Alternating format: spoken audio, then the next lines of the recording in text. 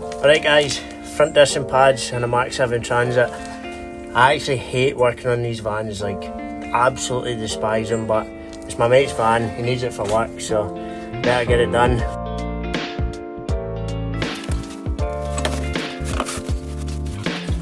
So the caliper bolts on this one, if they're not all rusted, are 15 mils.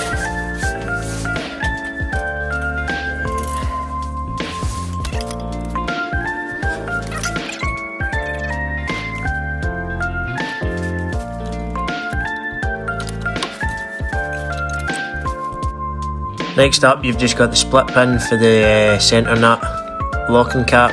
Pull that out, centre cap off.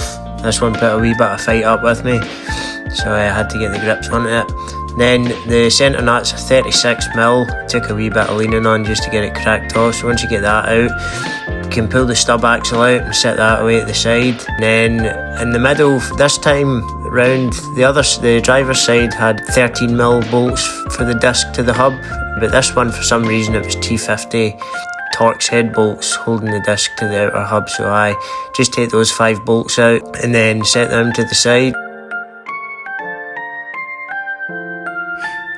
Now that the disc bolts are out, you can take the carrier bolts out now. These were an 18mm socket on this van, so just pull them out the way, get the carrier off.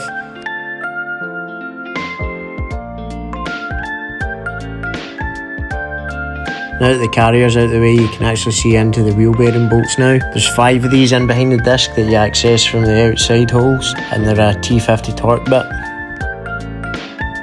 Now this van's had 2 front wheel bearings previously, so the 5 bolts come out pretty easy, and there was no need for hammering in the disc, risking damaging the bearing because it was new. It just slid out the hub pretty easily, so as you can see in the next bit, I was pretty happy with that. I thought this job was going to be a nightmare, but it's actually turning out not too bad.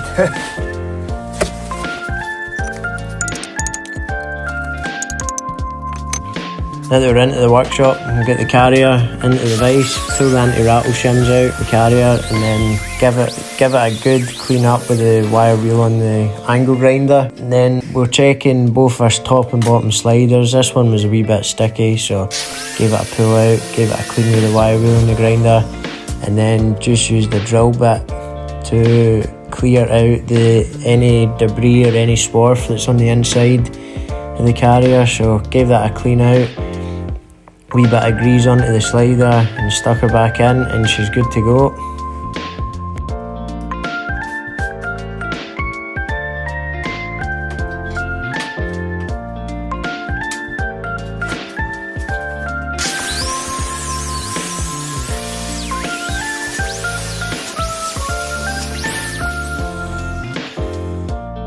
Last up for the carrier is just a wee touch of grease on all 4 of the mating surfaces, and then you can either buy new anti-rattle shims, spring shims as I call them, or like you've just seen here, I'm reusing the old ones because there was no need to replace them because they were still pretty good, so just gave them a wee wire brush up and another touch of grease, and then that's them good to go.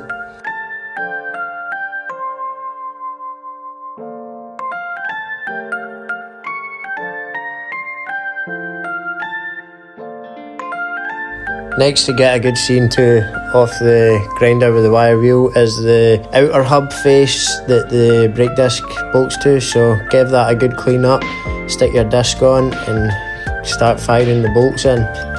And if anyone's eagle-eyed enough to notice the Torx bolts are missing from this side, that's because this is the driver's side. I videoed the driver's side but forgot to video the passenger side because I was in a rush to get it built back up, so the driver's side also, it wasn't all 13mm bolts. For some reason there was 2 13mm bolts and 3 12mm bolts, so that's why we're using the impact gun on 3 of them and the ratchet on 2 of them.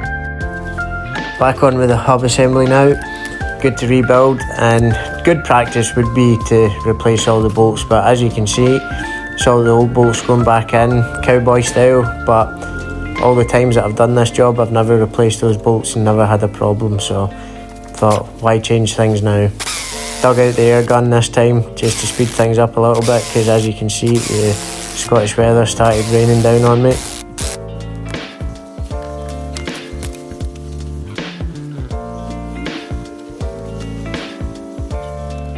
Rebuilding and tightening these bolts now. As you can see, I'm using my own built-in torque wrench system there, but for those that want to know, the tightening torques for the disc fastening bolts is 80 Newton meters, and then your bearing fastening bolts is 53 Newton meters. Those are the T50 torque splits through the disc. Your centre nut also, it gets done up to 320 Newton meters. And then, as you can see, just building up the caliper carrier here, the torque setting for that is 175 Newton meters. So hopefully you don't send-eye me too much in the comments for that, but never had a problem yet. Next up, the good lady and soon-to-be mother of my child comes out to ask me for my dinner.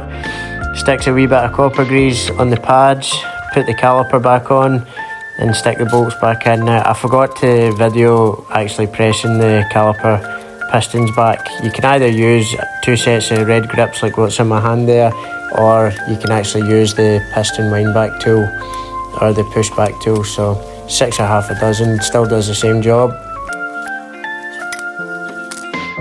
And there we go folks, Transit front disc and pads on a rear wheel drive tipper completed. I know I've forgot to fit the locking cap and the split pin in this video, but I've done that at the end. So hope you found this video useful and it helps you out. And if you enjoyed, please be sure to give it a wee thumbs up and a wee subscribe, as there's plenty more to come.